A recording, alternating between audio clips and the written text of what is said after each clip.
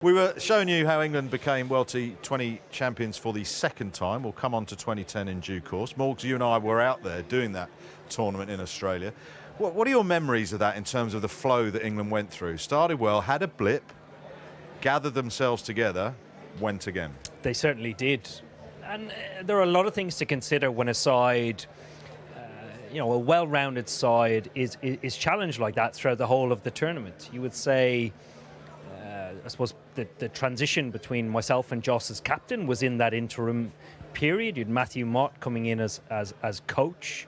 Joss then got injured in the 100 in August and actually missed the preparation series in Pakistan. That was an absolute humdinger of a series. So Moeen Ali, a bit like today, stepping up as captain, other leaders growing around him. I think it was a really important part of their preparation going into the tournament, because when you tour the subcontinent as a international side, you spend a lot of time in your hotel room not having an ability or freedom to go out at will and just do normal things as we would consider them. So a lot of the feedback from that tour, from a lot of the England players, was they gelled really, really well, got to know each other inside out, which I think helped them when they lost against Ireland. It was actually similar weather to this down in Australia. Everybody thinks the sun shines in Australia. It did not stop raining the whole time we were there. It was absolutely ridiculous. And I loved the way England adapted to conditions, because you would have said, oh, well, you pick players for conditions. So why didn't you pick Broad and Anderson? It ball nibbled around everywhere. But I think, going through that tournament, asking questions of where the team was going and what they were trying to achieve, and then going back to what worked, really epitomised in the performance in the semi-final at the Adelaide Oval. Thought bowling first and making India go back into their shell. All the big names that they have on offer, the cricket that they played in that tournament was outstanding from an Indian point of view, but England were better. England absolutely drilled them in that run chase. Restricting them to 160 odd was unreal, because the wicket was as flat as a pancake, but it's a World Cup semi-final, so you still need to try and produce your best, and they did. Jos Buttler led from the front. Alex Hales was absolutely brilliant as well. So you really feel that side, it was sort of justification for the two previous World Cups. You go back to the UAE in 2021, losing in the semi-final against New Zealand, the World Cup where if you won the toss, you pretty much won the game. And that statistically was proven. That's not me being bitter. And 2016, like Nas has mentioned on commentary so many times, Carlos Brathwaite and Ben Stokes. But it really is. Unless you win something, you don't really justify the strength and depth and talent that England have. So absolutely delighted. Can I ask, you mentioned in your question that England had a blip in that T20 World Cup, and just going back to the 19 World Cup that you guys won here in 19, there was a little blip in the middle as well. Do you actually think, very rarely do you win a World Cup just going and winning every game and it all being really India smooth? In the last one. Do you think these blips actually give your team chance to reconnect with what you're good at, reconnect with your strengths, actually go, right, this isn't quite going to plan. What are we going to do to then gain momentum towards the end?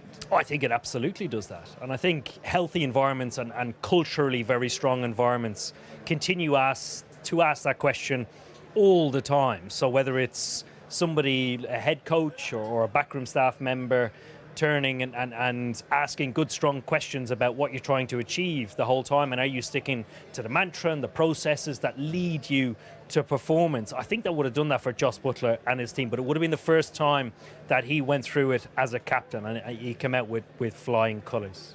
I wonder if they'll be better for that experience now going into this World Cup, if there is a little blip, because they can look back at that tournament and think, well, we did have a blip, and as you say, reset, went again.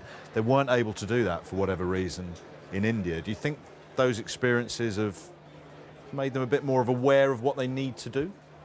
I think it's important in your change room. You talk about leaders. There's a lot of leaders in this England change room. Yes, you'd had a couple leave, a couple of experienced players leave, but there's a huge amount of experience. So Jos Buttler's missing today, but that's not it doesn't feel like a major loss, because it gives people an opportunity to build more leadership around the group.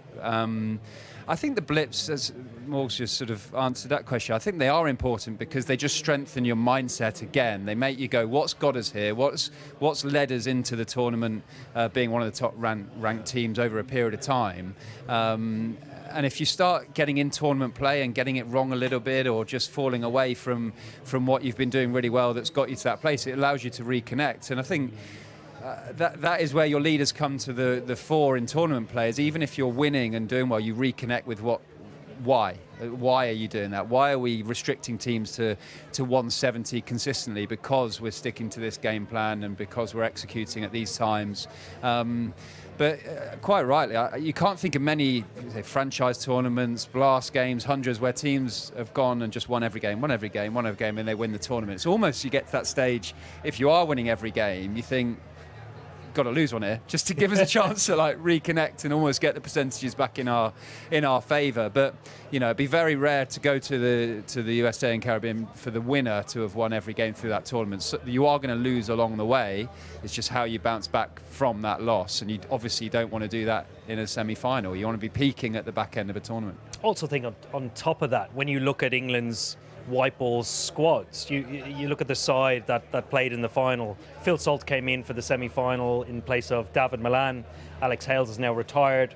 Phil Salt is still around. He will be reaping the rewards of being in that semi-final and final, having sat on the bench throughout the whole of that tournament.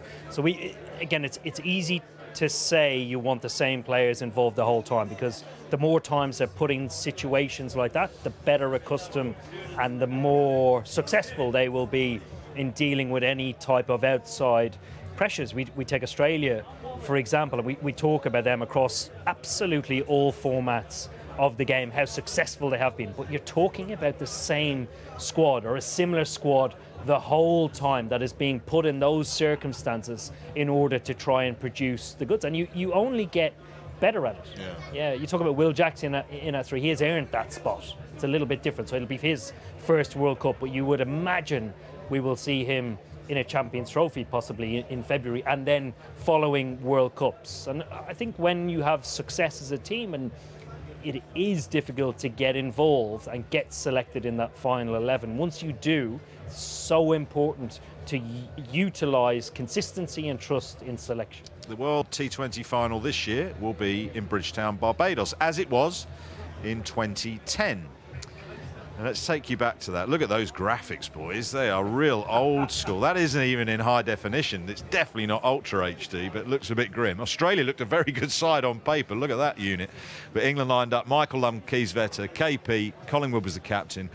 Eoin Morgan, Luke Wright, Tim Breslin, Michael Yardy, Graham Swan, Stuart Broad and Ryan Sidebottom. Here's how England won the World T20 for the first time. They won that final in Barbados back in 2010 in style with 3 overs to spare, 147 for 6, plays 148 for 3, with Eoin Morgan and captain Paul Collingwood unbeaten. Why did you keep your helmet on when all the chaos was ensuing? Because you were getting whacked on the Swede or something? I've got no idea. I think you were right in saying carrying on like pork chops, but we didn't know what to do. It was such a big moment, certainly in my career. I don't know about Brodie, but it's the first time I sort of tasted success, tasted the champagne, and felt what it was like to win a tournament and stick with the process and learn from everybody around you. So I absolutely loved it. It makes me smile so much watching it back, even though it looks like it was 30 years ago.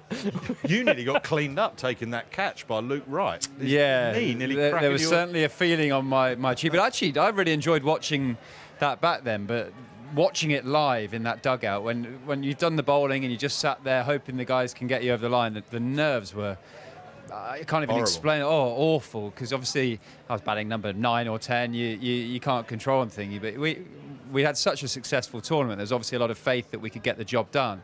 But even looking back, we needed 5 to win there. And I remember thinking, do you think we're there yet? Do you think we're close? Do you think we've got this? It was 5 off 30 balls or something. Yeah, of course we got it. But it was the scenes at the end were awesome. And ultimately, when you're a kid and you dream of playing in World Cup finals, England versus Australia and Barbados, with the celebrations and the crowd and the atmosphere. And I remember I was stood behind Paul Collingwood just when we were going out for the anthems, and we all had a mascot. And Paul went, "Oh, what's your name?" And she went, "Lucky." And he just turned around to all of us and went, think it's our day, boys. Well, England will hope it will be their day again when they compete out there in the Caribbean.